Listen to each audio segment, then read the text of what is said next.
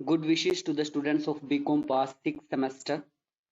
आज के इस वीडियो में हम साहित्य भवन पब्लिकेशन बुक जो कि डॉक्टर एच.सी. मेहरोत्रा और प्रोफेसर वीपी अग्रवाल द्वारा लिखित है, उसके चैप्टर 13th, 14th, 15th और 16th डिस्कस करेंगे। चैप्टर 13th में हम job work, e commerce and supply of online data के बारे में डिस्कस करेंगे। चैप्टर 14th में हम ई वे बिलिंग के बारे में करेंगे। 15 चैप्टर में रिटर्न्स कैसे फाइल की जाती हैं, रिटर्न्स के बारे में ओवरऑल स्टडी करेंगे।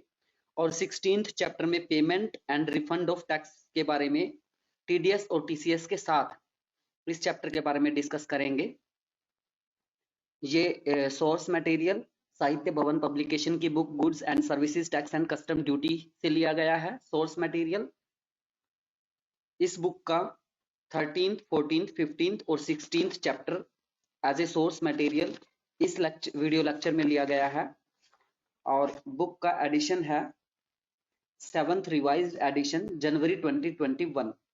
It is written by doctor H C. Mehrotra and professor V P Agarwal, very famous writers.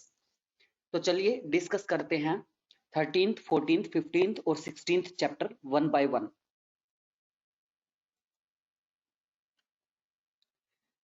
Chapter 13th, 14th, 15th और 16th Sahitya Bhavan publication book of GST and customs laws. Chapter 13th से हम स्टार्ट करते हैं। चैप्टर 13th में हम discuss करेंगे job work के बारे में, ई कॉमर्स और सप्लाई ऑफ ऑनलाइन डाटा के बारे में। जॉब वर्क से स्टार्ट करते हैं। जॉब वर्क के बारे में हम डिस्कस स्टार्ट करते हैं। जॉब वर्क क्या है और इसके रिगार्डिंग क्या प्रोविजंस हैं। Job work in general means a person. Job worker क्या है? जनरली हम एक पर्सन से लेते हैं इसका मीनिंग। जॉब वर्कर क्या है? एक पर्सन है who undertakes any process on goods belonging to another person। ये क्या करता है?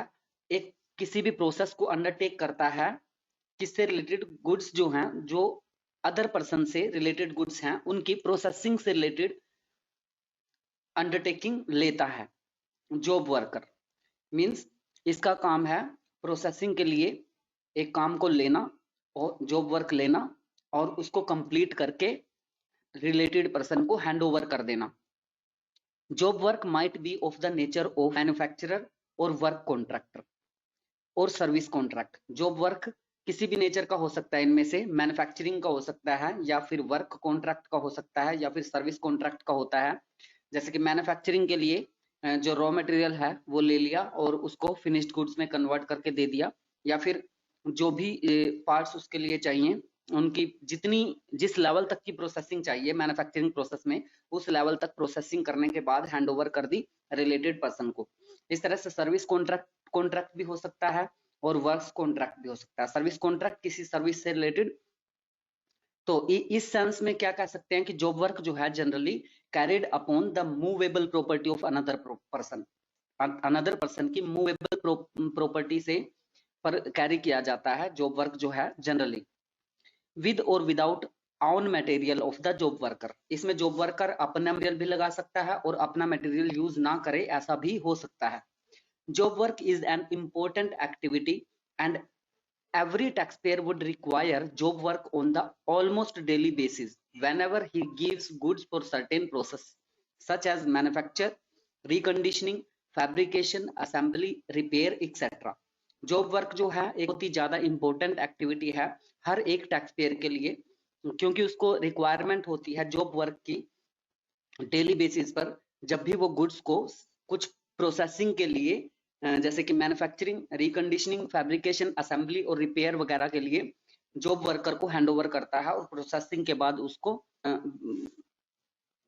उस वर्क को जॉब वर्कर से ले लेता है वापस, उसी को ही हैंडओवर कर दिया जाता है।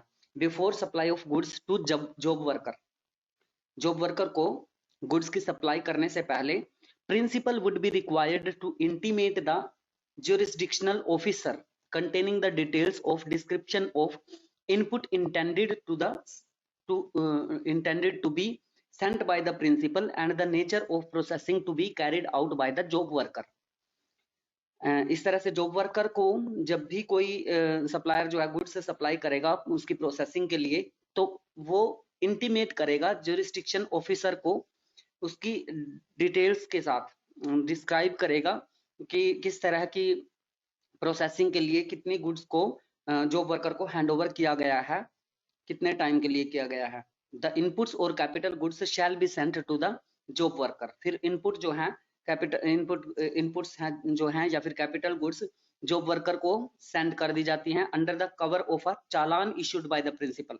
प्रिंसिपल जो है वो एक चालान इशू करता है कैपिटल गुड्स या इनपुट्स को जॉब वर्कर को ट्रांसफर करते time. The challan shall be issued even for the inputs और capital goods send directly to the job worker. जो जॉब वर्कर को डायरेक्टली सेंड कर दी जाती हैं, जैसे रॉ मटेरियल आपने एक मैन्युफैक्चरर ने जॉब वर्कर को कुछ काम सौंपना है और वो जॉब वर्कर को डायरेक्टली सप्लायर से माल वहीं से वहीं भिजवा देता है जॉब वर्कर को।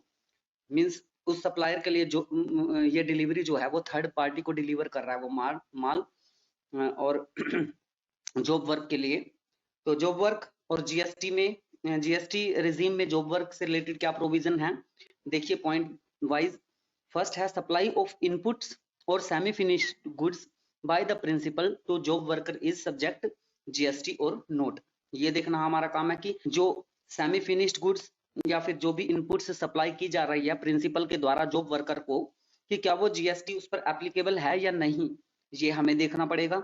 दूसरा, अगर उस पर जीएसटी एप्लीकेबल है, सब्जेक्ट टू जीएसटी है वो, on what value and under which circumstances, किन सर्कमस्टांसेस के अंडर और किस वैल्यू पर वो जीएसटी लगेगा। Whether principal is eligible for input tax credit on such goods, क्या जो प्रिंसिपल है वो इनपुट टैक्स क्रेडिट इस तरह की जॉब वर्क पर जो है वो ले सकता है कि जो उसने जॉब वर्कर को हैंडओवर की है। Whether supply of goods by job worker to principal is subject to GST, जो सप्लाई है इन गुड्स की जॉब वर्कर को, जो जॉब वर्कर टू प्रिंसिपल। अब वापिस जॉब वर्कर जो है जब प्रिंसिपल को वापिस करता है, वो हैंडओवर करता है वो सप्लाई गुड्स की, तो क्या वो जीएसटी वहां पर सब्जेक्टेड है। Can the principal transfer goods to another job worker, क्या प्रिंसिपल जो है दूसरे जॉब वर्कर को ट्रांसफर कर सकता है गुड्स को, या फिर supply goods from the premises of first job worker. अब देखिए जॉब वर्कर और प्रिंसिपल क्या हैं, ये हमें ब्रीफली डिस्क्राइब किया गया है सीजीएसटी एक्ट सेक्शन 268 में। मीनिंग क्या है जॉब वर्क और जॉब वर्कर का। The term job work means undertaking any treatment और प्रोसेस बाय अ पर्सन। जो क्या है, इसका मीनिंग क्या है कि कोई ट्रीटमेंट या अंडरटेकिंग लेता है वो प्रोसेस से रिलेटेड किसी पर्सन की गुड्स की, belonging to another registered person and the expression job worker shall be constitute accordingly. Thus, the term job work is confined to the process undertaken by the job worker on the movable goods only. जब principal job worker को goods जो है वो supply करता है further processing के लिए, तो जॉब वर्कर क्या है वहां पर, वो एक पर्सन है जॉब वर्क प्रोसेस को कंप्लीट करने वाला। और जॉब वर्क क्या है, एक प्रोसेस है जिसको कि जॉब वर्कर के द्वारा कंप्लीट किया जाता है। तो दोनों टर्म जो है वो डिफरेंट मीनिंग कंटेन किए हुए हैं। Job work and work contract, job work और वर्क कॉन्ट्रैक्ट में क्या डिफरेंस है, इनके क्या मीनिंग्स हैं। Where the job worker also adds its own material, job worker भी अपना मटेरियल लगाता है उस प्रोसेसिंग के दौरान। This material supplied by the principal, principal के द्वारा जो मटेरियल सप्लाई किया जाता है उसके अलावा प्रोसेसिंग के दौरान जॉब वर्कर भी अपना मटेरियल लगा सकता है। The activity takes the colour of work contract but the terms work contract is confined to immovable property only. जो कॉन्ट्रैक्ट से रिलेटेड है वो इमूवेबल प्रॉपर्टी, जो मूव नहीं करती प्रॉपर्टी, इमूवेबल है, उस प्रॉपर्टी के रिगार्डिंग ये कॉन्ट्रैक्ट है। नेक्स्ट पेज पर चलिए। मीनिंग ऑफ प्रिंसिपल, प्रिंसिपल क्या है। Principal means a registered person sending taxable goods for job work. वो रजिस्टर्ड पर्सन है जो जॉब वर्क के लिए, प्रोसेसिंग के लिए गुड्स को ट्रांसफर करता है, किसको, जॉब वर्कर को। बेनिफिट्स क्या हैं और रेस्ट्रिक्शंस क्या हैं प्रिंसिपल की।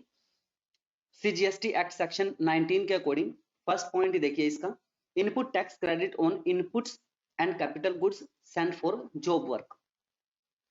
आईटीसी अवेल होता है या नहीं होता है, इसके बारे में हम पढ़ेंगे इसमें। सीजीएसटी एक्ट सेक्शन 19 में फर्स्ट पॉइंट जो है ये input tax credit on inputs and capital goods and for job work.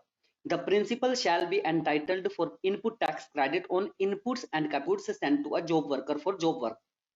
Principal जो है वो एंटाइटल्ड करेगा इनपुट टैक्स क्रेडिट, तो ये एक बेनिफिट है इसके लिए। It is not necessary that inputs and capital goods must first be received at the premises of the principal. Goods should be received back within the specified period. जो period उस job work में mention है उसी specified period में goods जो है वो return back हो जाने चाहिए जॉब वर्कर से प्रिंसिपल को। Inputs 1 year of their being sent out may be extended up to 1 year by commissioner. Commissioner उसको 1 साल से ज्यादा एक्सटेंड कर सकता है। कैपिटल गुड्स को 3 years तक 3 years of their being sent out may be extended up to 2 years by commissioner. जो 3 साल का जॉब वर्क है उसको अगले 2 साल तक बढ़ाया जा सकता है कमिश्नर से अपील करके। Also, if the inputs or capital goods are sent directly to job worker, अगर inputs या capital goods जो हैं वो जॉब वर्कर को डायरेक्टली सेंड की जाती हैं, then the aforesaid period shall be counted from the date of receipt of inputs or capital goods by the job. जो जब जिस डेट को जॉब वर्कर को वो गुड्स वो सप्लाई रिसीव हो जाती है उसी डेट से काउंट होना स्टार्ट हो जाती है। These provisions are not applicable to supply of molds and dies, jigs and fixtures or tools to a job worker for job. ये इन सब केसेस में एप्लीकेबल नहीं है ये प्रोविजंस। नेक्स्ट पॉइंट देखिए, special procedure for removal of goods. Second point, CGST act section 143 first के according a registered person that is the principal. Principal के बारे में बात कर रहे हैं, जो जॉब वर्कर को गुड्स सेंड करता है प्रोसेसिंग के लिए, जॉब वर्क सेंड करता है, may send any input and और capital goods without payment of tax to a job worker for job work and from there subsequently send to another job worker and likewise the principal may supply goods to the job worker after charging of GST also. Principal को जो supply करनी है job worker को वो GST को charge करके कर सकता है। The principal shall be responsible and accountable for all transactions between him and job worker. यहाँ पर प्रिंसिपल जो है वो एक इकलौता रिस्पॉन्सिबल पर्सन है इन ट्रांजैक्शंस की अकाउंटेबिलिटी के लिए। जो ट्रांजैक्शंस उसके और उसके जॉब वर्कर के बीच जितनी भी ट्रांजैक्शंस हुई हैं उनसे रिलेटेड जो अकाउंटेबिलिटी है, रिस्पॉन्सिबिलिटी है, वो प्रिंसिपल की ही है जो जॉब वर्कर को अपना मटेरियल फर्दर प्रोसेसिंग के लिए सौंप रहा है। If the benefit is availed, the principal shall be responsible and accountable for all transactions between him and job worker. Next देखिए, conditions in relation to inputs. Inputs से related क्या conditions हैं? Section 143 first A के according, within 1 year of their being sent out, the inputs the principal shall.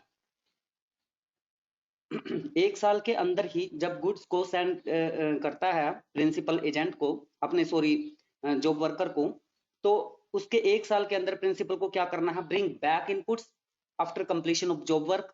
उनको वापस लेके आना है, कहां से? वर्कर के यहाँ से। जैसे ही जॉब वर्क जो है वो कंप्लीट हो जाता है, of his place of business, अपने प्लेस ऑफ बिजनेस पर वो उसको लेके आना है 1 साल के अंदर। और supply these inputs after payment of tax और एक्सपोर्ट दीज इनपुट्स विद और विदाउट पेमेंट ऑफ टैक्स, या फिर इनको वहीं से ही जो है सप्लाई कर सकता है। If inputs are not to received back or supplied, अगर जो इनपुट्स हैं वो रिसीव बैक नहीं की गई हैं या फिर सप्लाई नहीं की गई हैं, it shall be deemed that such inputs had been supplied by the principal to the job worker on the day when the said inputs were sent out. Next point है fourth point, conditions in relation to capital goods. Capital goods के case में section 143 first B के according within 3 years of their being sent, वही उसी तरह का provision है जैसा हमने इनपुट्स के रिगार्डिंग पढ़ा, लेकिन यहाँ पर 1 ईयर की बजाय क्या है? 3 इयर्स है। Within 3 years of their being sent of the out of the capital goods, the principal shall bring back these goods. Principal जो है वो उनको वापस लेके आएगा within 3 year to any of his place of business, और supply these goods after payment of tax और export these goods with और विदाउट पेमेंट ऑफ टैक्स। या तो उनको आफ्टर पेमेंट ऑफ टैक्स क्या कर देगा? सप्लाई कर देगा, और supply this goods after payment of tax, और या फिर क्या कर देगा? एक्सपोर्ट कर देगा दिस गुड्स को वहीं से ही without payment of tax or without payment of tax. If capital goods are not so received back or supplied, अगर ये कैपिटल गुड्स प्रिंसिपल के द्वारा रिसीव बैक नहीं की गई हैं या फिर सप्लाई नहीं की गई हैं, it shall be deemed that, यह मान लिया जाएगा कि such capital goods had been supplied by the principal to the jobber on the day when said goods were sent out. Next point देखिए, supply of goods by the fifth point, supply of goods by the principal from the place of job worker. According to section 143 first C, goods may be supplied directly from the place of business of job worker by the principal only when the principal declares place of business of the job worker as his additional place of business. Goods may be supplied directly from the place of business of job worker. Goods जो है वो directly supply की जा सकती है, कहां से? Job worker के प्लेस ऑफ बिजनेस से, by the principal only, principal के द्वारा ही. जब प्रिंसिपल ने डिक्लेयर किया गया हो जॉब वर्कर के बिजनेस को अपना place of business, job worker जहां पर काम कर रहा है उस प्लेस ऑफ बिजनेस को प्रिंसिपल जो ने अपना ही बिजनेस प्लेस डिक्लेयर किया हुआ है, तो वो वहीं से ही उसको सप्लाई कर सकता है as is additional place of business, except where the job worker is registered और principal is engaged in supply of notified goods. जिन गुड्स के बारे में नोटिफिकेशन है, ऐसी नोटिफाइड गुड्स जो हैं उनको छोड़कर. नेक्स्ट देखिए 6 पॉइंट, पेज नंबर 223 पर राइट साइड ऊपर आ जाइए. Manner of dispatch and return relating to job work. The input और capital goods shall be sent to the job worker. Input और कैपिटल गुड्स जो हैं जॉब वर्कर को सेंड की जाती हैं under the cover of a challan issued by the principal. ये बात हमने पहले भी पढ़ लिया कि इसमें प्रिंसिपल जो है वो एक चालान इशू करता है जब वो सेंड करता है इनपुट्स या कैपिटल गुड्स को जॉब वर्कर की तरफ, इंक्लूडिंग वेयर द इनपुट्स और capital goods are send directly to the job worker. The details of challans in respect of goods dispatched to a job worker और received from a job worker during a tax period shall be included in form GSTR 1 furnished for that period. उस period के लिए जब हम GSTR 1 furnish करेंगे उसकी details जो हैं वो उसमें भी फिल की जाएंगी जो कि जॉब वर्कर के द्वारा रिसीव किया गया है उस टैक्सेशन पीरियड के दौरान. इफ द इनपुट्स और capital goods are not returned, जो इनपुट्स हैं या फिर कैपिटल गुड्स रिटर्न नहीं की जाती हैं प्रिंसिपल को, किसके द्वारा? जॉब वर्कर के द्वारा within the time the challan already issued at time of dispatch shall be deemed to be an invoice. तो वो चालान जो है इनवॉइस मान लिया जाएगा, मींस वो सेल्स हो गई वहां पर. सप्लाई ऑफ वेस्ट और स्क्रैप. अगर आप वेस्ट या स्क्रैप की सप्लाई करते हैं तो उसके लिए सेक्शन 143 फिफ्थ के according any waste and scrap generated during the job work may be supplied either by the job worker directly from his place of business on payment of tax if such job worker is registered और by the principal if the job worker is not registered. तो इस तरह का waste या scrap जो है जो generate होता है इस प्रोसेसिंग में, जॉब वर्क की प्रोसेसिंग में, तो वो सप्लाई किया जा सकता है या तो जॉब के द्वारा डायरेक्टली प्लेस ऑफ बिजनेस से टैक्स की पेमेंट करने पर, या फिर प्रिंसिपल के द्वारा अगर जॉब वर्कर जो है वो रजिस्टर्ड ना हो उस केस में. तो देखिए इस फ्लो चार्ट में भी यही सब कुछ बताया गया है सप्लाई ऑफ वेस्ट और स्क्रैप से रिलेटेड. प्रिंसिपल और इसके बाद जॉब वर्कर 1 और जॉब वर्कर 2 हैं. जॉब वर्कर में ऊपर देखिए एक्सपोर्ट है और नीचे कस्टमर, और जॉब वर्कर 2 में ऊपर कस्टमर और एक्सपोर्ट. अब प्रिंसिपल और जॉब वर्कर फर्स्ट के बीच में और जॉब वर्कर सेकंड के बीच में देखिए जो ट्रांजैक्शन है, प्रिंसिपल और जॉब वर्कर 1 के बीच में सप्लाई ऑफ इनपुट्स और capital goods without payment of tax, और जॉब वर्कर 1 और 2 के बीच में सप्लाई ऑफ इनपुट्स और capital goods without payment of tax. Job worker 1 customer को सप्लाई कर देता है supply of goods on payment of tax. Customer को वो सीधा डायरेक्टली ही प्रिंसिपल के द्वारा दिए गए जॉब वर्क को वो उन गुड्स को सप्लाई को वो डायरेक्टली कस्टमर को भी सप्लाई कर सकता है, एक्सपोर्ट कर सकता है supply of goods without tax. और जॉब वर्कर 2 ने क्या किया है, supply of goods on payment of tax, payment of tax पर सप्लाई कर दी कस्टमर को. और जॉब वर्कर 2 ने यहाँ पर export supply of goods without payment of tax, वो क्या कर सकता है, एक्सपोर्ट. तो ये सारे ऑप्शंस आपको नजर आ रहे हैं फ्लो चार्ट में, जिनको स्टडी करने पर पता चलता है कि प्रिंसिपल और जॉब वर्कर जो हैं वो वेस्ट और स्क्रैप से रिलेटेड जो डिस्पैच है, जो उसकी ट्रांजैक्शंस है, वो किस तरह से कर सकते हैं। Supply from job worker first, job worker to customers after payment of tax और can be exported without payment of tax. तो इसमें इंपॉर्टेंट पॉइंट्स जो हैं वो क्या हैं? A job worker to get registration, एक जॉब वर्कर को जो है वो रजिस्ट्रेशन प्राप्त करना होगा। Yes, since the job worker is a supplier of services, job worker जो है यहाँ पर अपनी सर्विसेज दे रहा है, तो he would be required to obtain registration, उसको रजिस्ट्रेशन करवाने की रिक्वायरमेंट है। If his aggregate turnover exceeds the prescribed threshold limit, उसकी अगर सर्विसेज की टर्नओवर जो है वो प्रेस्क्राइब्ड थ्रेशोल्ड लिमिट से एक्सीड कर जाती है, तो उसको मैंडेटरी है रजिस्ट्रेशन करवाना। Direct supply from the job workers premises, इस केस में देखिए इंपॉर्टेंट पॉइंट है ये भी, direct supply from the job workers premises. अगर जॉब वर्कर ने कोई जॉब प्रिंसिपल से रिसीव की है और उसकी प्रोसेसिंग के बाद वो डायरेक्टली सप्लाई हो जाती है जॉब वर्कर्स के प्रीमिसेस से। Supply of goods after completion of job work, job work जो है वो कंप्लीट हो गई है और उसकी सप्लाई से रिलेटेड हम बात कर रहे हैं। By a registered job worker shall be treated as the supply of goods by the principal, ऐसा जॉब वर्कर जो कि रजिस्टर्ड है वो जॉब वर्क को कंप्लीट करने के बाद सप्लाई कर देता है, तो उस सप्लाई को प्रिंसिपल की ही सप्लाई माना जाएगा। And the value of such goods shall not be included in the aggregate turnover of the registered job worker, ये जॉब वर्कर के एग्रीगेटर में नहीं आएगा क्योंकि उसने जॉब वर्क को प्रिंसिपल से लिया है और उसको कंप्लीट करके आगे सप्लाई कर दिया है, तो वो प्रिंसिपल की एग्रीगेट टर्नओवर में इंक्लूड होगा क्योंकि वो उससे ही रिलेटेड जॉब वर्क था। नेक्स्ट पेज पर आइए। Inputs and capital goods sent directly to the premises of job worker, inputs या फिर और कैपिटल गुड्स जो कि डायरेक्टली जॉब वर्कर की प्रीमिसेस से सेंड कर दिया जाता है। The principal is allowed to send inputs and capital goods without bringing these to his premises, principal जो है जॉब वर्कर के प्लेस से ही सप्लाई को आगे फॉरवर्ड कर सकता है, जरूरी नहीं है कि उसको अपने प्लेस ऑफ बिजनेस पर लेके आए। द इनपुट्स और capital goods must be received back within 1 year और 3 इयर्स रिस्पेक्टिवली, इनपुट्स या फिर कैपिटल गुड्स जो हैं वो विद इन 1 ईयर जो है और 3 इयर्स, जो इनपुट विद इन 1 ईयर और capital goods within 3 years, ये रिसीव बैक हो जानी चाहिए प्रिंसिपल के द्वारा, किससे?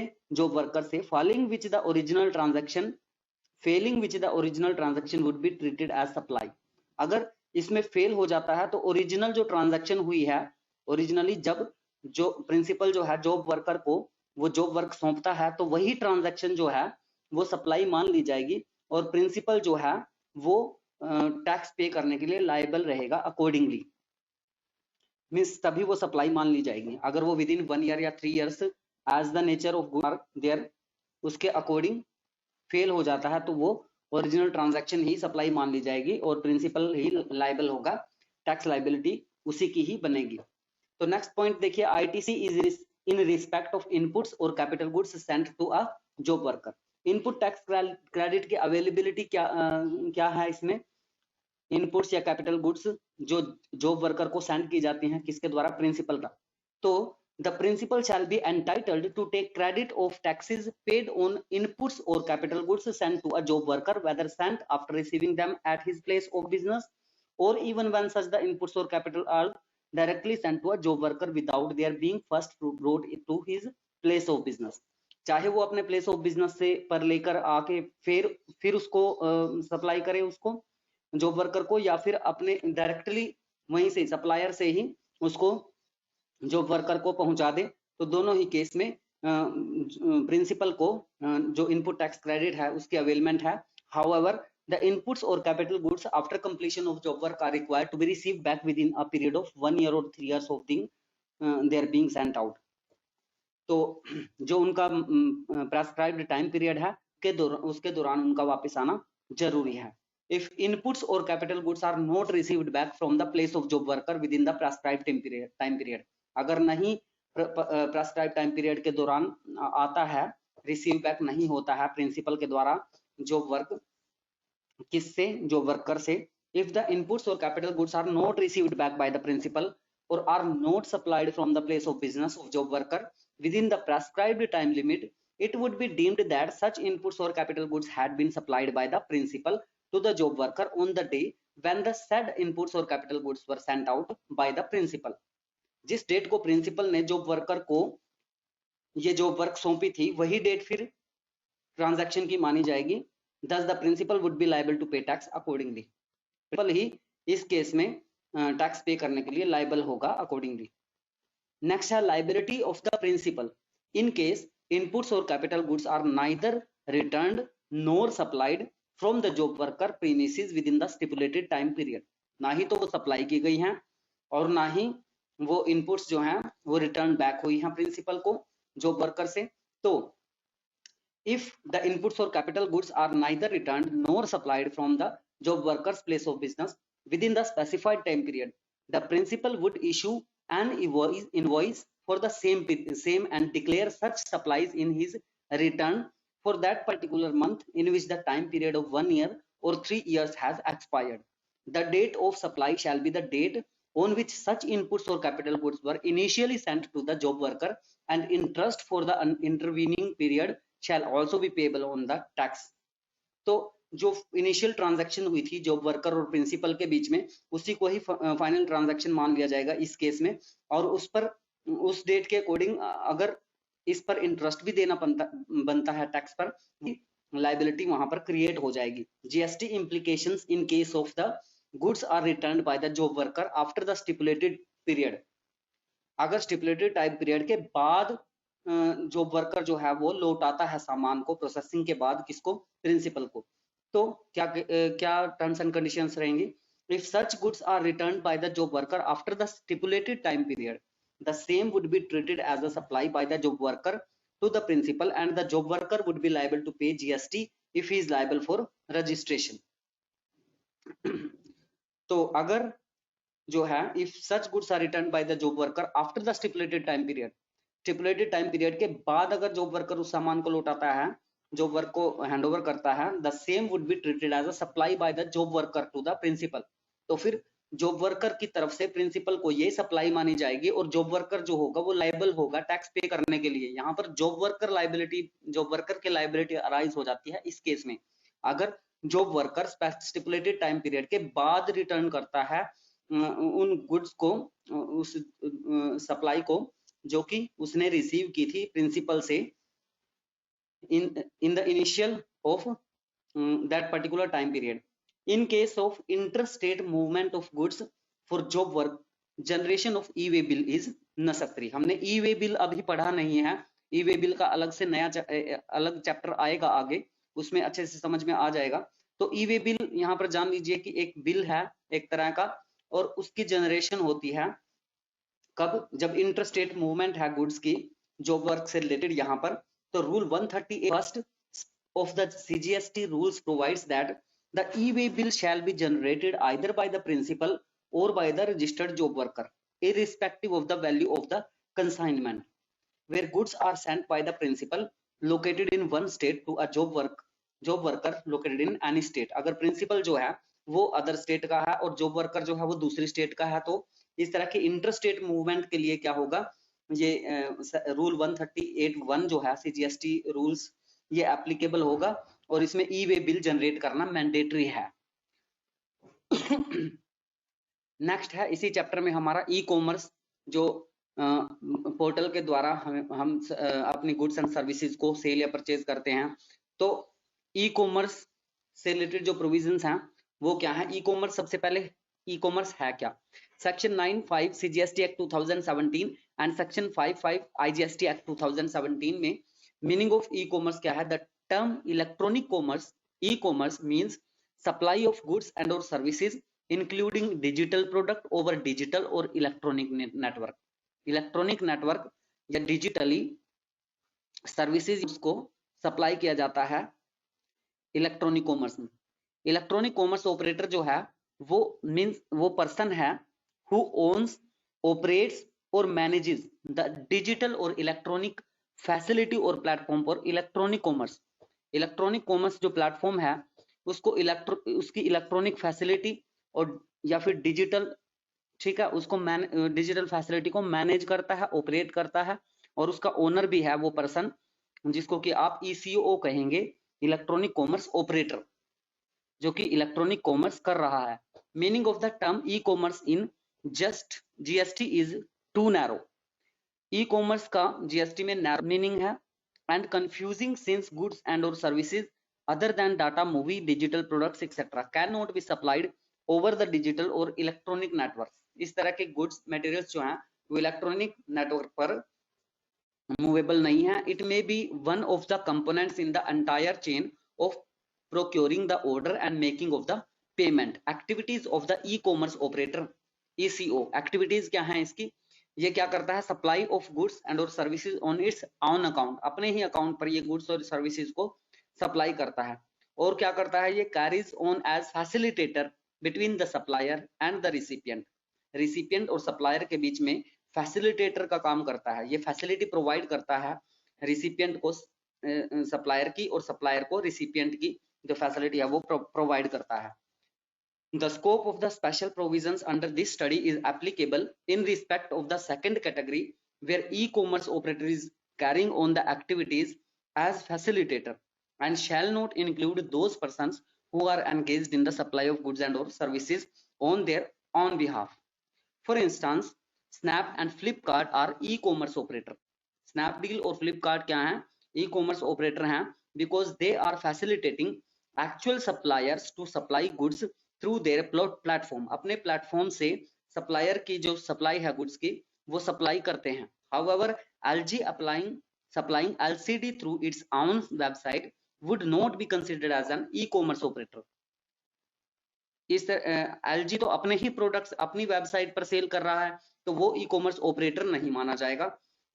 Similarly, Snapdeal and Flipkart will not be treated as e-commerce operators in relation to those supplies which they make on their own account। First, supply of goods or services as a facilitator। ये goods और supply की service, goods और services की जो supply करते हैं उन supplies के लिए फैसिलिटेटर का काम करते हैं इलेक्ट्रॉनिक कॉमर्स ऑपरेटर। तो इसके रिगार्डिंग क्या कंसेप्ट है? द गवर्नमेंट में specify categories of services.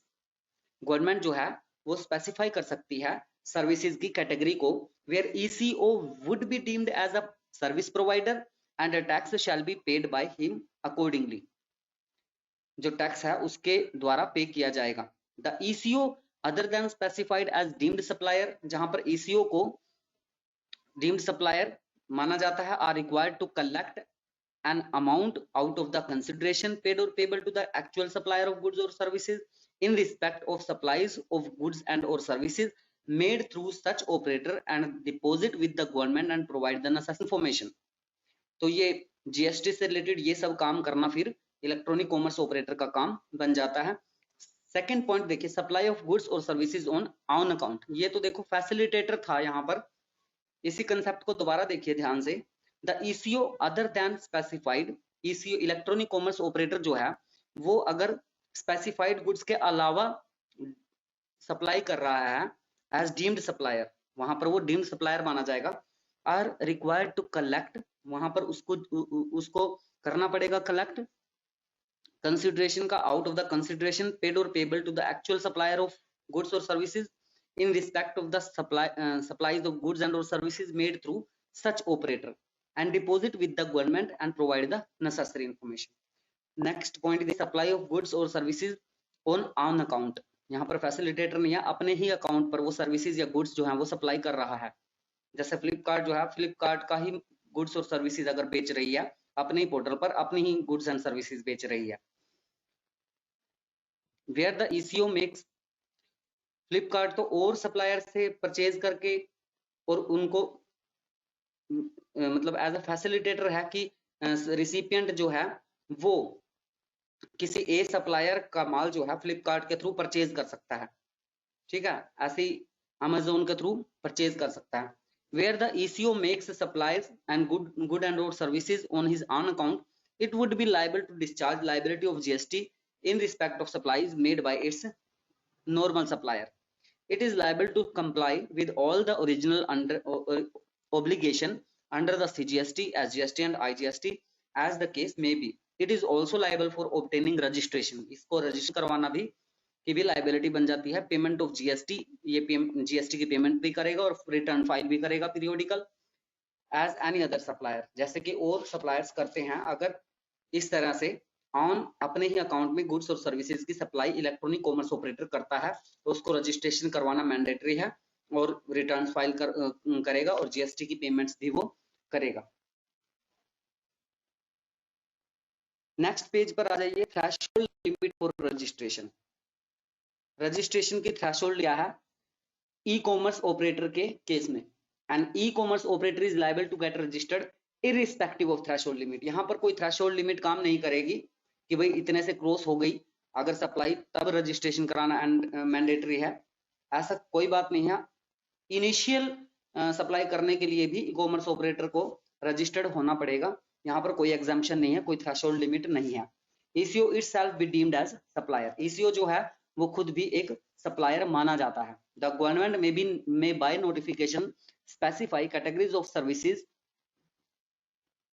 and note goods the tax on which shall be paid by the ECO as if such services are supplied through it.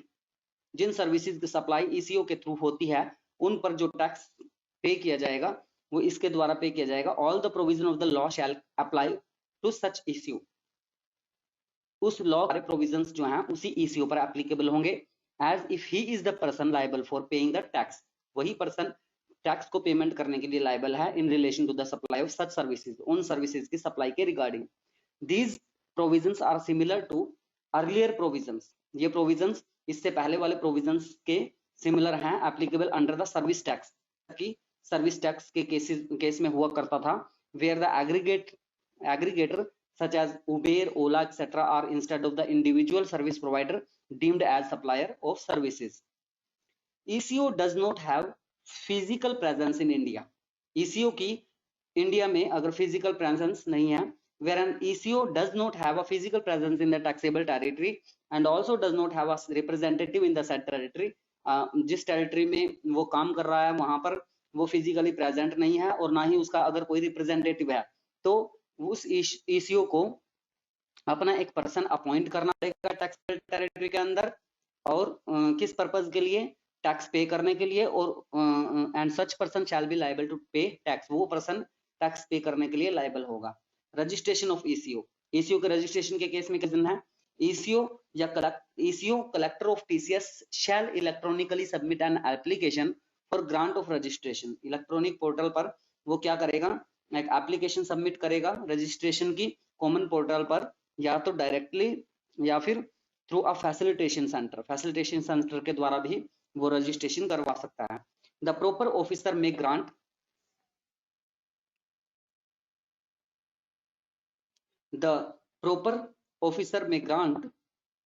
registration after due verification and issue a registration certificate within 3 working days from the date of submission of application. तो इस तरह से within 3 days जो registration certificate है वो ECO को द्वारा प्राप्त हो जाता है. ECO को प्राप्त हो जाता है रजिस्ट्रेशन के एप्लीकेशन के within 3 days. Impact of GST on e commerce.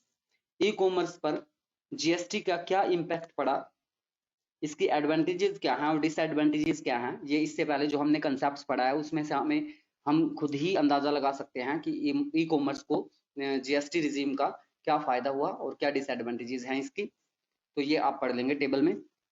Next देखिए, नेक्स्ट पेज पर ऊपर आ जाइए 227 page. Collection of tax TCS by e commerce operator. Time of collection of TCS and its value. Every ECO not being an agent. हर एक electronic commerce operator जो है वो not being an agent shall collect an amount calculated at the specified rate. वो specified rate पर amount जो है वो कैलकुलेट करेगा. Not exceeding 0.5% CGST plus 0.5% SGST for intrastate and 1% IGST for interstate supplies. Intrastate supply पर तो 0.5 CGST और SGST और इंटरस्टेट सप्लाई पर 1% of the net value of the taxable supplies. Taxable supplies की net value का through it by the suppliers where the consideration with respect to such supplies is to be collected by the operator.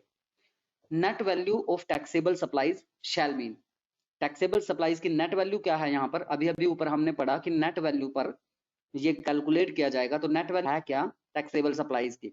CGST act section 52 first के according aggregate value of taxable supplies of those services made during any month by all registered taxable persons through the ECO minus aggregate value of taxable supplies returned to the suppliers during the said month। उस month में returns को subtract करके जो aggregate taxable supplies है goods और services की during the month वो registered person की कैसे निकालेंगे, माइनस कर देंगे एग्रीगेट वैल्यू को टैक्सेबल सप्लाईज की जो रिटर्न हुई है सप्लाईज की during said month. Consideration collected by ECO, ECO के द्वारा जो कंसिडरेशन कलेक्ट की जाती है। Provisions of TCS are applicable in those cases where consideration is collected by the eco.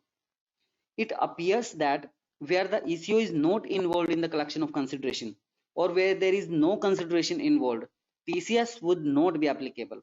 जहां पर consideration नहीं होगी वहां पर TCS जो है वो applicable नहीं होगी। TCS shall not be applicable where goods are supplied by the ECO on its own account। अपने ही अकाउंट पर वो गुड्स की जो सप्लाई कर रहा है वहां पर TCS जो है वो applicable नहीं होगा। रेट क्या है TCS की, The GST Act does not prescribe the rate of TCS, however, GST जो है TCS की रेट को prescribe नहीं करता। The Act has specified the maximum rate of TCS as under 1% of the net value of taxable supplies.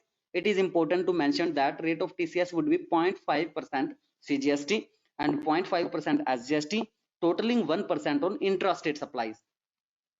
Intrastate supply पर CGST और SGST 0.5% और interstate supply पर 1%। 1% of IGST on the net value of taxable supplies in case of interstate supplies. Obligation of the in E commerce operator, इसमें obligations क्या हैं। First तो furnishing of monthly return file करनी पड़ेगी। ECO shall furnish a statement of outward supplies of goods and or services electronically, giving the details of the amount collected during the calendar month within 10 days from the end of the month। Month के and के 10 days के अंदर जो है electronically वो furnish करेगा information, statement furnish करेगा outward supplies की कि कितनी सप्लाईज हुई हैं with in the month, in which the collection was made in form GSTR 8 containing details amounts collected supplier wise in respect of all supplies effect through the website of the ECO during the month। Month के दौरान फिर GSTR 8 form के through ये amounts जो है वो collect कर लिए जाएंगे। Furnishing of the annual statement भी फर्निश करनी पड़ेगी। ये भी ऑब्लिगेशन है ई कॉमर्स ऑपरेटर के लिए कि एनुअल स्टेटमेंट उनको फर्निश करनी ही पड़ेगी। ECO shall furnish an annual statement electronically containing the details of outward supplies of goods or services or both effected through it। The statement shall also contain the all supplies of goods or services or both returned through it and the amount collected during the financial year before the 31st day of December following the end of such financial year। Next topic है इसका supplier of online information and database access or retrieval services. OIDAR is the last topic of this chapter। OIDAR क्या है? The IGST Act fastens the liability to pay tax upon the supplier of services located in a non-taxable territory supplying online information and database access or retrieval services to a non-taxable online recipient। Thus the provisions have three essentials। इस provisions के जो हैं वो इसमें तीन बातों का होना अनिवार्य है। Supplier of services located in non taxable territory, जो सप्लायर है सर्विसेज का वो नॉन टैक्सेबल टेरिटरी में है अगर। दूसरा supplier is supplying OIDAR services, उसको online information and database access or retrieval services provider होना चाहिए, वो ऐसी सर्विसेज सप्लाई कर रहा है, ऐसा होना मैंडेटरी है। Services are received by the non taxable online recipient, services जो हैं वो किसके द्वारा, ऐसे रिसिपिएंट के द्वारा रिसीव की गई हो जो नॉन टैक्सेबल हो वो। नेक्स्ट है मीनिंग इसका, नेक्स्ट पेज जाइए। मीनिंग क्या है OIDAR का? It means IGST act section 27 के according it means service whose delivery is mediated by information technology over the internet or an electronic network, and nature of which renders their supply essentially automated and involving minimal human intervention and impossible to ensure in the absence of information technology. जिस जो ये information technology के बगैर जो है असंभव है, and includes electronic services such as, electronic services जो है इसमें दी जाती हैं जैसे कि advertisement on the internet, internet पर हम एडवर्टाइजिंग करते हैं, क्लाउड सर्विसेज प्रोवाइड की जाती हैं, ई बुक्स हैं, मूवीज हैं, ई मूवीज, म्यूजिक्स हैं, सॉफ्टवेयर्स हैं, डाटा इंफॉर्मेशन हमें प्रोवाइड करते हैं, रिट्रीवल और otherwise to any person in electronic from through computer network, online supplies हैं, डिजिटल कंटेंट के, movies, television shows, music and the like, digital data storage है, online gaming है, ये सब। Registration and payment of tax, इसमें 3 points हैं। IGST act section 142(2) के according इसकी रजिस्ट्रेशन और पेमेंट टैक्स के रिगार्डिंग क्या प्रोविजंस है। For the purpose of payment of IGST the supplier of the said services shall take a single registration under a simplified registration scheme by the submitting an application registration. Registration mandatory है और एक application के through registration करा सकते हैं। Where the supplier does not have a physical presence, अगर supplier की physical presence नहीं है in the taxable territory, taxable territory में, तो उसको एक अपना रिप्रेजेंटेटिव रखना है उस सेट टेरिटरी में, और वही पर्सन उस टैक्सेबल टेरिटरी में अपॉइंटेड पर्सन जो है उनका वही लाइबल पर्सन होगा टैक्स पेमेंट के लिए। Any person located in taxable territory representing such supplier for any purpose in the taxable territory shall take a registration and pay IGST on behalf of the supplier. Supplier के behalf पर IGST कौन पे करेगा? वही person जो appoint किया गया है टैक्सेबल टेरिटरी के अंदर। तो ये तो था हमारा chapter job work, e commerce and supply of online data. Next हम डिस्कस करेंगे ई वे बिलिंग के बारे में, चैप्टर 4। तो चलिए डिस्कस करते हैं हमारा 14th chapter E way billing. Way bill compliance has been a nightmare for suppliers in the pre-GST era. Supply of goods could take place without obtaining these way bills from VAT authorities. Way bills was nothing but a physical document that allowed movement of goods, commonly known as BAHATI, B-A-H-A-T-I. The common compliances around way bills has caused restricted movement of goods across the states. ये क्या restrictions लगाता है movements पर goods की across the states, एक state से दूसरी state में, and this one anomaly GST has rectified. इसमें GST ने इसकी त्रुटि को रेक्टिफाई किया। What is an e-way bill? E-way bill क्या है? E-way bill is an electronic way bill. ये इलेक्ट्रॉनिक वे बिल है किसके लिए? गुड्स की मूवमेंट के लिए, which can be generated on the GST network पर कॉमन पोर्टल के द्वारा ये जनरेट किया जा सकता है, जो कि मूवमेंट ऑफ गुड्स से रिलेटेड है। A movement of goods more than ₹50,000 in value can not be made by a registered person without an e-way bill. 50,000 से ज्यादा वैल्यू की अगर मूवमेंट करनी है गुड्स की तो ई-वे बिल जनरेट करना जरूरी है।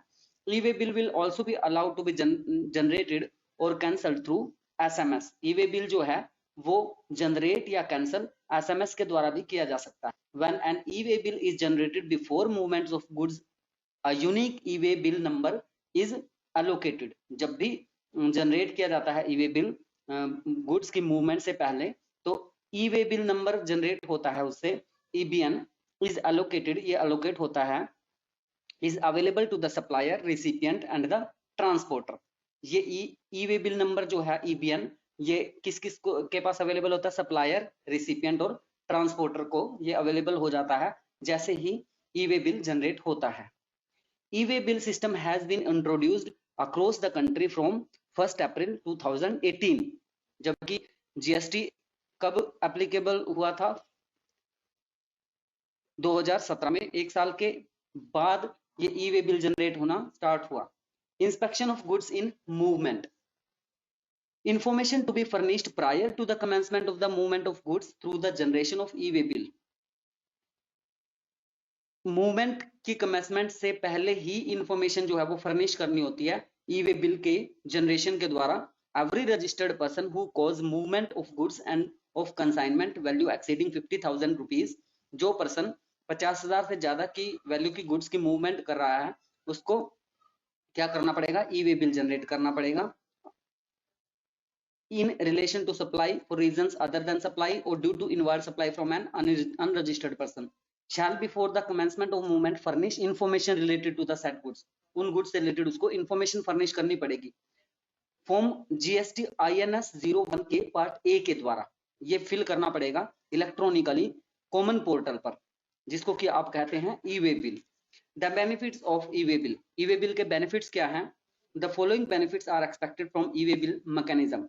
First, physical interface to pave way for digital interference, resulting in elimination of the state boundary checkposts. Physical interface to pave way of digital interface, resulting in elimination of state boundary checkposts. जो state हर एक state की boundary पर check post लगे हुए थे वो हट गए इससे। It will facilitate faster movement of goods. ये हमें faster movement of goods जो हैं वो फैसिलिटेट करता है। It will improve the turn around time of trucks and help the logistics industry by reducing the travel time as well as cost. Travel time भी इससे reduce होता है और कॉस्ट भी रिड्यूस हो रहा है। The consignor needs to give details of consignee also. Consignor को ई वे बिल जनरेट करने के दौरान कंसाइनी की डिटेल्स भी प्रोवाइड करनी होती है। इस फॉर्म जीएसटी INS 01 के पार्ट ए में इलेक्ट्रॉनिक वे बिल जनरेट करते time. This would ensure more transparency among all stakeholders of the system. System के सभी स्टेक होल्डर्स के बीच ट्रांसपेरेंसी यहां से जनरेट हो जाती है ई वे बिल जब से आया। नेक्स्ट पॉइंट है इसकी एनफोर्समेंट। ई वे बिल के एनफोर्समेंट से रिलेटेड क्या प्रोविजन है? 1 अप्रैल 2018 for interstate supplies and from 16 June 2018 for intrastate supplies by all state UTs across the country e way bill system has been enforced. Interstate supply के लिए 1 अप्रैल 2018 को ही लागू हो गया था और 16 जून 2018 को इंट्रास्टेट सप्लाई के लिए भी ई वे बिल जनरेट को करना लागू हो गया। Person responsible for the furnishing of information and generation of e way bill. कौन पर्सन किस तरह की इंफॉर्मेशन प्रोवाइड करने के लिए, फर्निश करने के लिए रिस्पॉन्सिबल है ई वे बिल जनरेशन के दौरान? फर्स्ट देखिए, nature of person who causes movement of goods. Registered person इधर as supplier or recipient. Registered person है, चाहे वो सप्लायर है चाहे रिसिपिएंट है।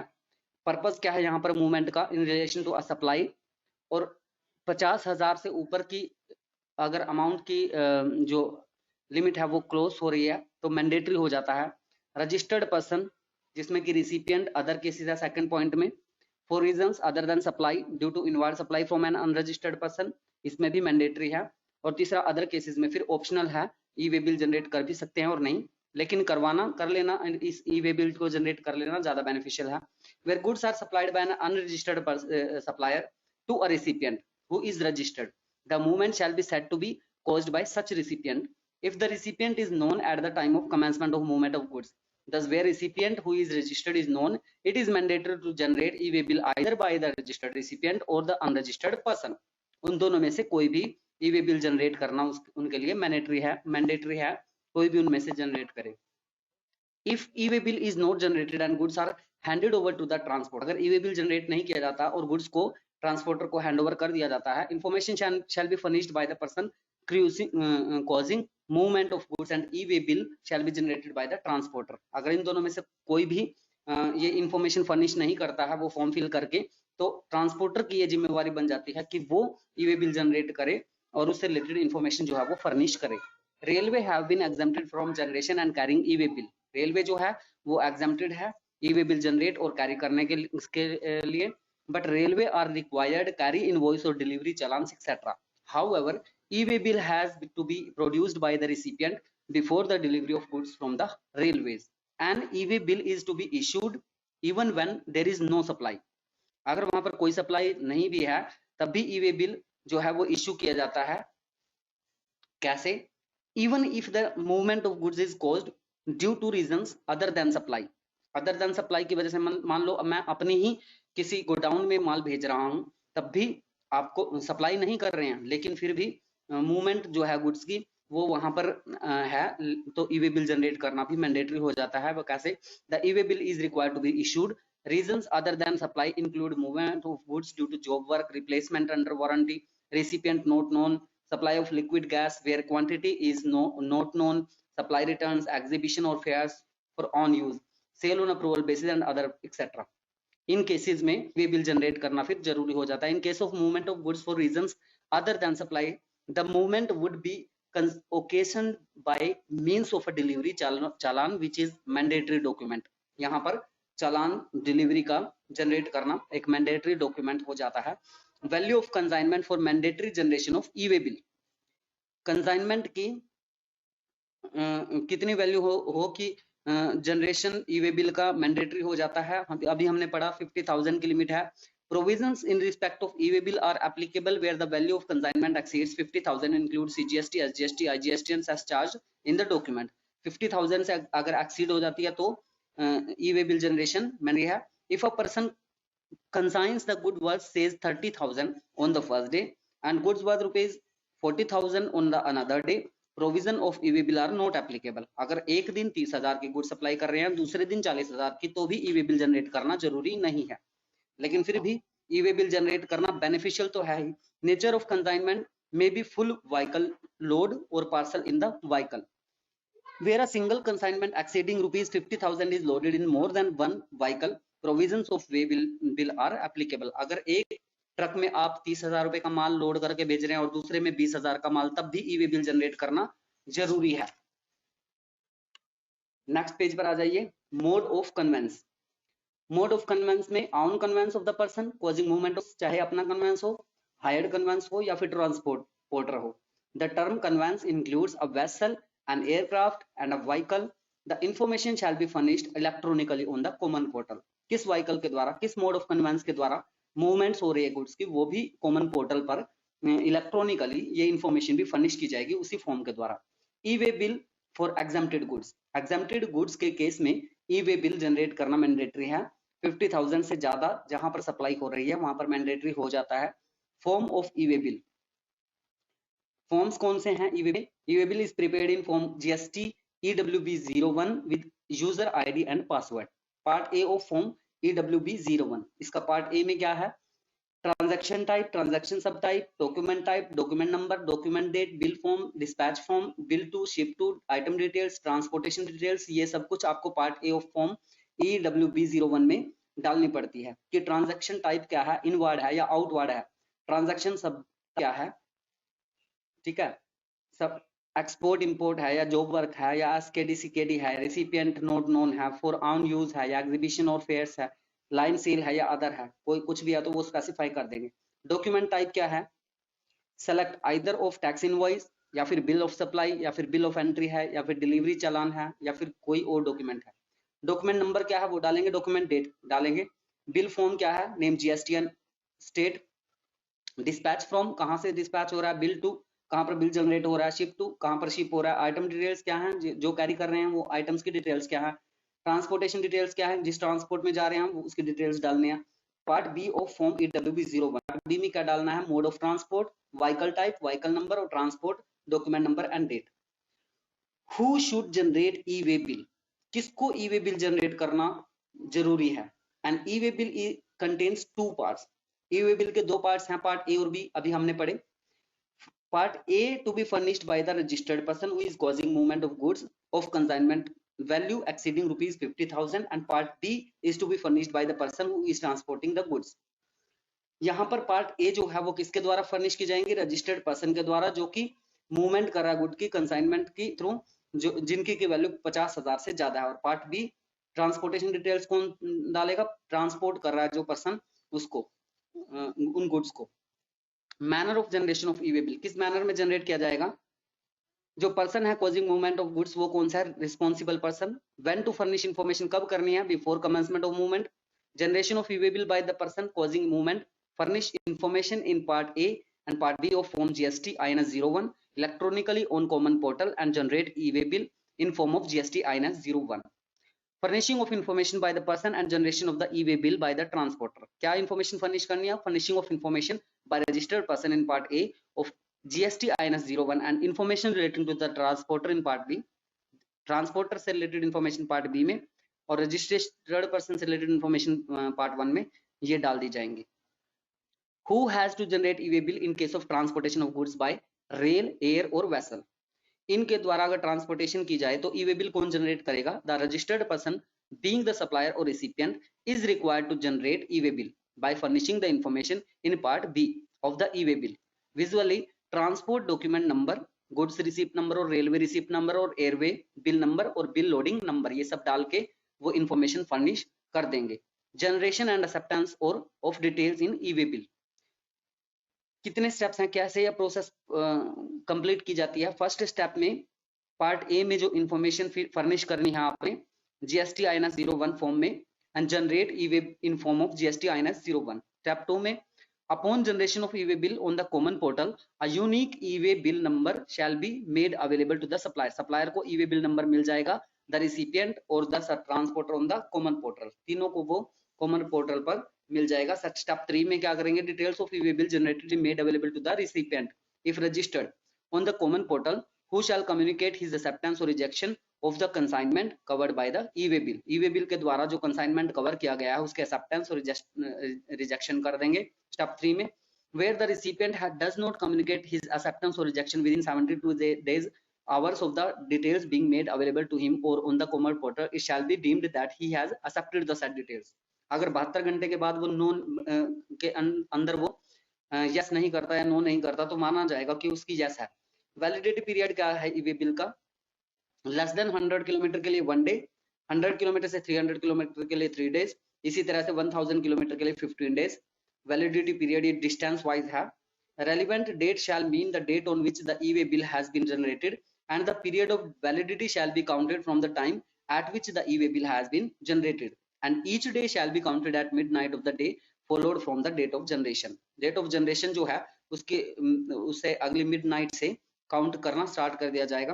कमीशन में extend the validity period for certain categories of goods. Certain category of goods के case में वैलिडिटी जो है कमिश्नर के द्वारा बढ़ाई जा सकती है।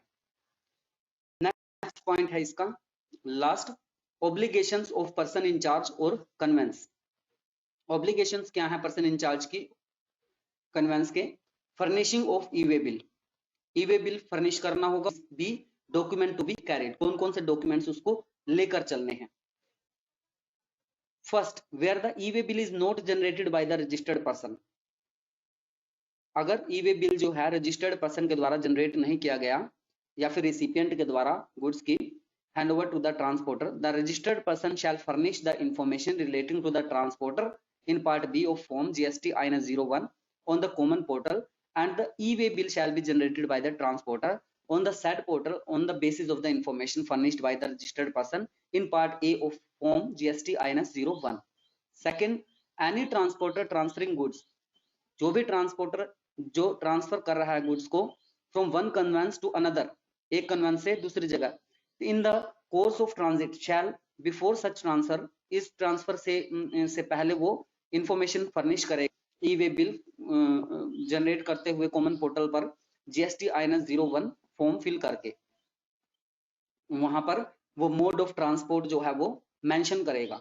Where multiple consignments are intended, जहां पर मल्टीपल कंसाइनमेंट्स हैं ट्रांसपोर्टेड किए जा रहे हैं कन्वेंस के through, the transporter shall indicate the serial number of e-way bills generated in respect of the each such consignment electronically on the common portal. एक से ज्यादा जो ई-वे बिल्स जो हैं वो उसके पास हो सकते हैं, तो कौन सा ई-वे बिल किस सप्लाई के लिए है वो मेंशन करेगा। Transport shall also furnish a consolidated e-way bill in form GST INS 02 which shall be generated by him on the common portal prior to the movement of goods. Goods की movement से पहले एक final consolidated e-way bill जो है वो furnish करेगा form GST INS 02 fill करके, where the consignor has not generated from GST INS 01 and the value of goods carried in the conveyance is more than 50,000, the transporter shall generate prior to the movement of goods form GST INS 01 on the basis of invoice or bill of supply or delivery challan as the case may be, and also a consolidated e-way bill in form GST INS 02 on the common portal। Documents कौन कौन से carry करने हैं? The person in charge of a conveyance shall carry the following documents. कौन कौन से? First है invoice और बिल ऑफ सप्लाई और delivery challan as the case may be, या तो इनवॉइस या फिर बिल ऑफ सप्लाई या फिर डिलीवरी चालान जैसा भी केस है। दूसरा a copy of the e way bill, e way bill की कॉपी भी उसके पास होनी चाहिए, ई वे बिल नंबर होना चाहिए, या तो फिजिकली या मैप्ड होना चाहिए रेडियो फ्रीक्वेंसी आइडेंटिफिकेशन डिवाइस से, embedded on the conveyance, conveyance पर। Cancellation of e way bill, cancellation किस तरह से हो सकती है, where an e way bill has been generated, जब एक ई वे बिल जनरेट हो जाता है but goods are either not being transported or are not being transported as per the details furnished in the e way, the e way bill में be cancelled electronically on the common portal, common portal के द्वारा इसको cancel कर दिया जा सकता है। इस तरह के अगर ऐसी अगर आपने ई वे बिल जनरेट कर दिया है और उस ट्रांसपोर्टेशन से मींस इंफॉर्मेशन में कोई चेंज है या फिर वो सप्लाई होनी ही नहीं है, दोनों केसेस में जो है वो आप कॉमन पोर्टल पर इंफॉर्मेशन प्रोवाइड करेंगे और कैंसिल कर सकते हैं e way bill. If required e way bill shall be cancelled within 24 hours of its generation, however an e way bill can not be cancelled if it has been verified in transit, 24 घंटे के अंदर जो है वो generation के 24 hours के अंदर cancel किया जा सकता है, या फिर अगर ट्रांजिट वेरीफाई हो गई उसके बाद जो है ई वे बिल को कैंसिल नहीं किया जा सकता। ये था आपका चैप्टर 14 जो कि ई वे बिलिंग से रिलेटेड था। नेक्स्ट हम डिस्कस करेंगे चैप्टर 15 रिटर्न्स से related.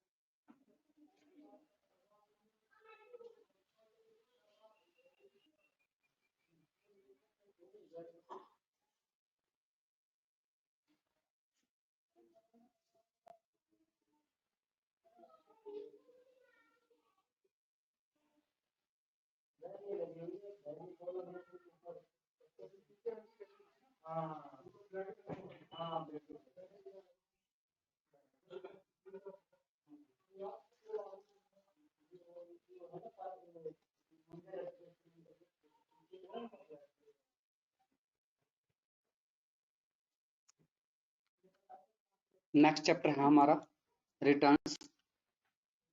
The term return ordinarily means statement of information. Return से क्या अभिप्राय है, ये एक स्टेटमेंट ऑफ इंफॉर्मेशन है, फैक्ट्स की स्टेटमेंट है, furnished by the tax payer, tax payer के द्वारा फर्निश की जाती है, टैक्स एडमिनिस्ट्रेटर को ये प्रेजेंट की जाती है रेगुलर इंटरवल्स पर। The information to be furnished in the return generally comprises of the details pertaining to the nature of activities or business operators forming the subject matter of taxation.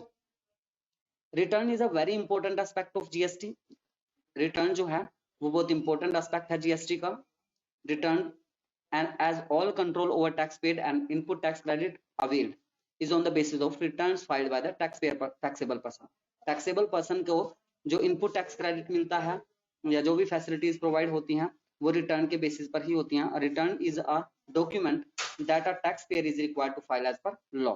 एक return जो return है document है जो tax payer को as per law file करना पड़ता है। Purpose क्या है इसके, first return provides a framework of working out the tax that becomes payable in the prescribed period applying the legal principle to the transactions laid down under the tax law during the period. GST is a self-assessed destination based taxation system. GST क्या है, एक self assessed है, destination based है taxation system. Third point, a taxable person has a legal obligation to declare his tax liability for a given period in the return, furnish details about the tax paid in accordance with that return and file correct and complete return within the stipulated time frame. Fourth point, return under the GST are totally electronic without any requirement of physical submission. यहाँ पर GST जो है physically कहीं पर भी submit करने ही करना है आपको, इसकी रिटर्न्स वो इलेक्ट्रॉनिकली ही करनी है। Return is an important tool, return जो है वो एक इंपॉर्टेंट टूल है for compliance verification programme of tax administration providing necessary inputs. यहाँ पर नेसेसरी इनपुट्स प्रोवाइड की जाती हैं for taking a policy decision making के लिए। Management of audit and at evasion, programs of tax administration and finalization of tax liabilities of the taxpayer within the stipulated limitation period. कौन person responsible है returns file करने के लिए? As you know very well, registered person. Exemptions किसको हैं? Government entities को ये file करने की जरूरत नहीं है। पीएसयू जो है ये एक्सक्लूसिव है, एग्जम्प्टेड है। ये जो है वो गुड्स जीएसटी की रिटर्न्स जो है फाइल करना इनके लिए मैंडेटरी नहीं है, ना ही तो इनको रजिस्ट्रेशन कराना मैंडेटरी है और ना ही जीएसटी की रिटर्न फाइल करना। सेकंड पॉइंट देखिए नेक्स्ट पेज पर, स्टेट टैक्स अथॉरिटीज, जो स्टेट टैक्स अथॉरिटीज है उनको भी जरूरी नहीं है। तीसरे पॉइंट में देखिए, such supply shall be apart with business to consumer, अगर बिजनेस टू कंज्यूमर कर रहे हैं आप, and shall be govern by relevant provisions. Business to consumer है या रिटेल बेसिस पर कर रहे हैं, they shall provide the details of their purchases made during a period as and when sought by the tax authorities and shall be uploaded on the GST common portal for compliance verification purpose. Main GST returns क्या है यहाँ पर? GSTR 1 से लेकर और GSTR 11 तक। देखिए कुछ इस पेज पर हैं और कुछ इससे नेक्स्ट पेज पर हैं। देखिए जीएसटीआर 11 तक, फिर से आ जाइए। जीएसटीआर 1 किस लिए है ये सब आप पढ़ लेंगे। फ्रीक्वेंसी क्या है इनकी, मंथली भरी जाती है या एनुअली, और ड्यू डेट क्या है इनकी। जीएसटीआर 1 से लेकर और जीएसटीआर 11 तक जो रिटर्न्स हैं वो फाइल की जाती हैं। फाइलिंग ऑफ रिटर्न प्रोसेस क्या है फाइलिंग करने की रिटर्न की? Filing GST return under GST regime is most critical business activity and will also determine compliance rating and timely refund. Timely refund पाने के लिए आपको टाइमली रिटर्न भी फाइल करनी पड़ेगी।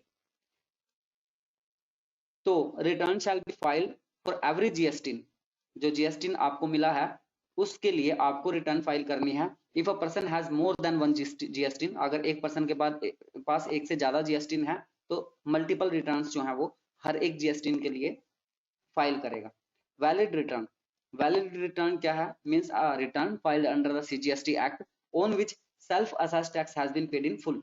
सेल्फ असेस्ड टैक्स जो है वो फुल में पेमेंट हो गई है उसकी, उसको क्या कहेंगे आप? वैलिड रिटर्न कहेंगे। The return is not valid unless all tax dues as shown in the return are paid in full. Optional filing of annual return 2017, 18 and 18, 19, इसके कुछ options थे वो आप read out कर लेंगे। Filing of returns in a staggered manner, staggered manner में filing कैसे कर सकते हैं returns की? The government has eased filing of GST returns by allowing to file in a staggered manner, considering the difficulties faced by the trade and industry in filing of returns. Presently, the last date of filing GSTR 3B of every taxpayer is 20th of every month. Taxpayer having full turnover of rupees 5 crore and above in provision financial year will have deadline of 20th next month of file their GSTR 3B return. Taxpayers will annual turnover under rupees 5 crore during the provisions financial year will be divided further in following two categories depending on the state that they belong to. उनको दो categories में distribute किया गया है। कौन कौन सी? दो देखिए। फर्स्ट है for 15 notified states, 15 notified states and union territories will be able to file GSTR 3B returns by 22nd of next month.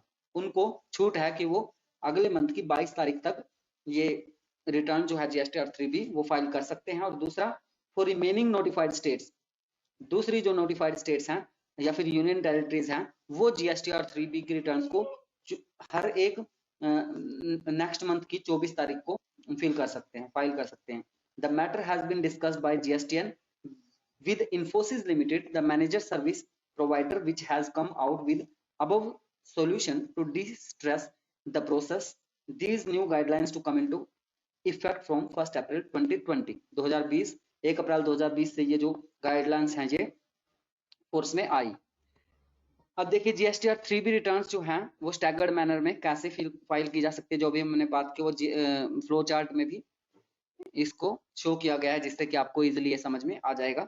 Late filing अगर आप करते हैं तो लेट फाइलिंग में देखिए क्या है, retailing is mandatory under GST even if there is no transaction you must file a nil return. अगर आपकी कोई ट्रांजैक्शन भी नहीं है तब भी आप नील रिटर्न जो है वो फाइल कर देंगे। You can not file a return if you don't file previous months quarters return. अगर आप प्रीवियस ईयर मंथ्स की या क्वार्टर्स की रिटर्न फाइल नहीं करते हैं तो आगे रिटर्न जो है आप फाइल नहीं कर सकते।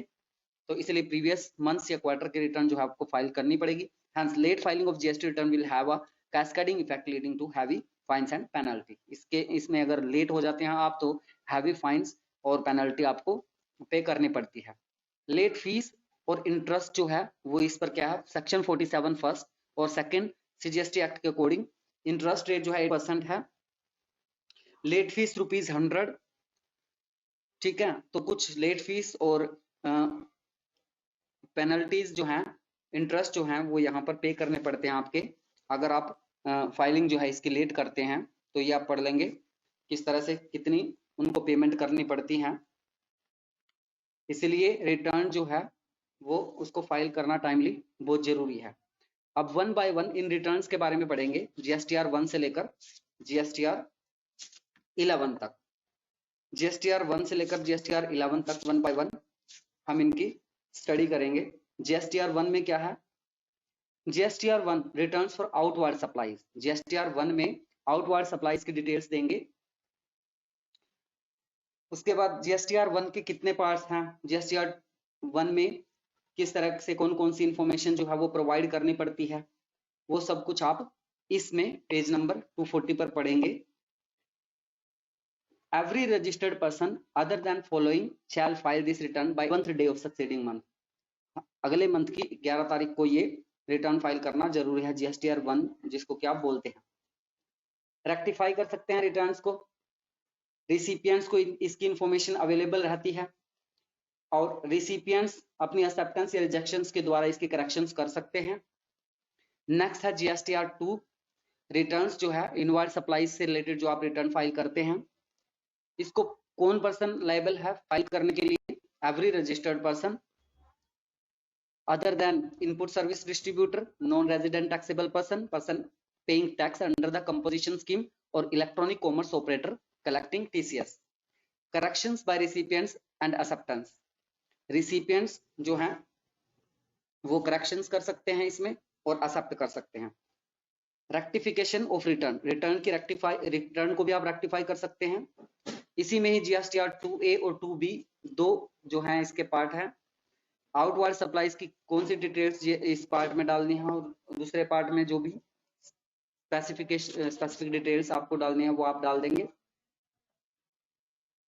जीएसटीआर 2A में आता है या फॉल करता है, जीएसटीआर 2B में फॉल करता है, तो उसके हिसाब से आप कर देंगे। ये आप पढ़ेंगे इससे रिलेटेड जो प्रोविजंस हैं। नेक्स्ट पेज पर आ जाइए, जीएसटीआर 3। जीएसटीआर 3 में क्या है, मंथली रिटर्न है ये एक, कौन पर्सन लायबल करेगा, वही बातें इसमें जो हर एक रिटर्न में है, थोड़ा बहुत चेंजेस हैं। ब्रॉड कंपोनेंट इसके डिजिट ऑफ टैक्स से रिलेटेड नील रिटर्न है। रेक्टिफिकेशन कैसे कर सकते हैं रिटर्न्स की, इसके पार्ट्स कौन कौन से हैं। जीएसटीआर 3B क्या है, annual return by composition tax payer, जो टैक्स पेयर्स के द्वारा, कंपोजिट जो टैक्स पेयर्स हैं उनके द्वारा जो एनुअल रिटर्न फाइल की जाती है जीएसटीआर 4 में, वो उसके बारे में डिटेल्स हैं इसमें जीएसटीआर 4 में। आउटवर्ड सप्लाईज, इनवर्ड सप्लाईज के रिगार्डिंग, कंपोजिशन डीलर्स की जो भी इंफॉर्मेशन है उनकी इस रिटर्न में वो फाइल, इस रिटर्न को वो फाइल कर देते हैं। उसके बाद है नेक्स्ट जीएसटीआर 5। जीएसटीआर 4 में आप ये इंफॉर्मेशन रीड आउट कर लेंगे। जीएसटीआर 5 में देखिए, जीएसटीआर 5 में नॉन रेजिडेंट फॉरेन जो टैक्स पेयर है, जो पर्टिकुलर टाइम पीरियड ये इंडिया में उन ट्रांजैक्शंस को करता है, तो ड्यू डेट क्या है उसके रिटर्न की, डिपॉजिट कैसे करता है वो टैक्स को, रिटर्न को रेक्टिफाई कैसे कर सकता है, इस सब के प्रोविजन आप जीएसटीआर 5 में पढ़ते हैं। और जीएसटीआर 5 को एक फॉरेनर टैक्स पेयर जो है, फॉरेन टैक्स पेयर जो है वो, जो कि नॉन रेजिडेंट है, वो इसको फाइल करता है सेक्शन 39 5th सीजीएसटी एक्ट के अकॉर्डिंग। नेक्स्ट है जीएसटीआर 6, आईएसडी रिटर्न है ये एक। इनपुट सर्विस डिस्ट्रीब्यूटर जो कि हमने पीछे पढ़ा है पूरा टॉपिक, वो जब रिटर्न फाइल करता है तो जीएसटीआर 6 के थ्रू करता है। नेक्स्ट है जीएसटीआर 7, इसमें टीडीएस के जो ट्रांजैक्शन है उससे रिलेटेड रिटर्न जो है वो फाइल की जाती है जीएसटीआर 7 में। ई कॉमर्स ऑपरेटर के बारे में पढ़ा था हमने लास्ट चैप्टर में। ई कॉमर्स ऑपरेटर जो है वो अपनी रिटर्न जो है वो फाइल करेंगे जीएसटीआर 8 के थ्रू। इससे रिलेटेड जो प्रोविजंस है जीएसटीआर 8 के, वो सभी तमाम बातें यहाँ पर भी लिखी हुई हैं, ये आप पढ़ लेंगे। नेक्स्ट है जीएसटीआर 9 जो कि एनुअल रिटर्न है, किन के द्वारा पे की जानी है, इनपुट सर्विस डिस्ट्रीब्यूटर, डिडक्टर या फिर electronic commerce operator, casual taxable person, इन सभी नॉन रेजिडेंटेबल पर्सन, इन सभी के द्वारा ही फाइल की जाती है। जीएसटीआर 10 जो है फाइनल रिटर्न होती है। उसके अलावा इसमें जीएसटीआर 10 में ही आप कंटेंट्स देख लेंगे फाइनल रिटर्न के क्या होंगे, particulars of closing stock held on date of surrender cancellation, इसका प्रोविजन क्या है, फर्स्ट रिटर्न में क्या क्या आता है, मेथड्स क्या है रिटर्न फाइल अपलोड करने के। तो ये आपका जीएसटीआर 10 था। साइनिंग ऑफ रिटर्न्स, रिटर्न्स को साइनिंग कैसे करते हैं आप, मैचिंग कैसे करते हैं आईटीसी की, इनपुट टैक्स क्रेडिट जो अवेलमेंट होती है जिसकी आपको उसकी मैचिंग कैसे करते हैं। नेक्स्ट आप देखिए इनिशियल मैचिंग, मिस मैचेस जो होते हैं उनको कैसे रेक्टिफाई करते हैं आप। तो इस तरह से आप ये सारी इंफॉर्मेशन जो है इसमें पढ़ लेंगे। जीएसटीआर 11 जो है नेक्स्ट, जीएसटीआर 11